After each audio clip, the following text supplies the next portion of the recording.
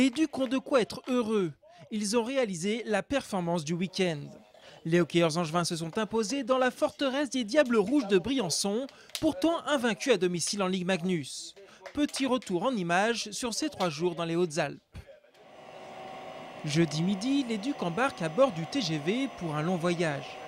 Les joueurs et le staff partent à Briançon pour disputer la première et deuxième manche des demi-finales de Ligue Magnus. Dans le train, l'ambiance est détendue et pourtant la tâche s'annonce difficile. Vendredi soir à la patinoire René Forger, tout a mal commencé pour les Angevins. Dans un match très engagé mais équilibré, c'est Briançon qui ouvre le score dès la 3e minute. Les Ducs vont ensuite égaliser dans le 3e tiers. À la fin du temps réglementaire, les 2 équipes sont à 1 partout.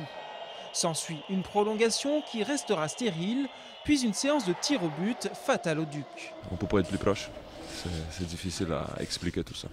On ne peut pas être plus proche pour gagner le premier match, mais maintenant il faut se remettre puis on joue une autre demain. On leur a mis de la pression, on leur a rendu la vie difficile. Je crois qu'on a joué une bonne game, une bonne partie de route qu'on appelle. Je crois qu'on leur a donné de la difficulté, puis c'est ça qu'on voulait. Le lendemain soir, dans la 2e manche, c'est encore les Diables Rouges de Briançon qui ouvrent la marque. On pense alors que le scénario de la veille va se répéter, mais les Angevins vont rapidement mettre les choses au clair. Thierry Poudrier, inarrêtable, marque 2 buts et permet aux Ducs de mener 2-1. Mais alors que les supporters angevins qui ont fait le déplacement donnent de la voix, à 8 minutes de la fin, Briançon revient à 2-2. C'est le coup de massue pour les Ducs. Mais après une petite remise au point, l'incroyable soirée va tourner à l'avantage des Ducs grâce à un superbe but de Julien Albert. C'est ensuite Thomas Baluch qui enfoncera le clou en marquant dans la cage vide. Les Ducs tiennent enfin leur victoire et exultent. Content, oui, bien sûr content, mais de l'autre côté, moi je sais que ça continue, alors il faut pas être trop content, il faut maintenant tourner la page et regarder vers avant pour le match de mardi. On a fait preuve de beaucoup de caractère, puis c'est ça, c'est des victoires comme ça difficiles qui sont les plus satisfaisantes. Angers et Briançon sont à une manche partout, mais les Angevins auront désormais l'avantage de la glace. Mardi et mercredi, c'est à la patinoire du Haras que les Ducs tenteront de décrocher leur billet pour la finale. Ils sont impressionnants, ces joueurs de l'Étoile d'Or Saint-Léonard. Samedi soir, face à Denain, 2e du championnat, ils ont créé la surprise de cette 28e journée de National 1.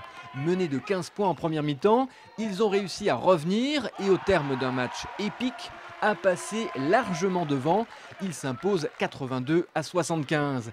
Aujourd'hui 12e, il leur reste 6 matchs pour se maintenir.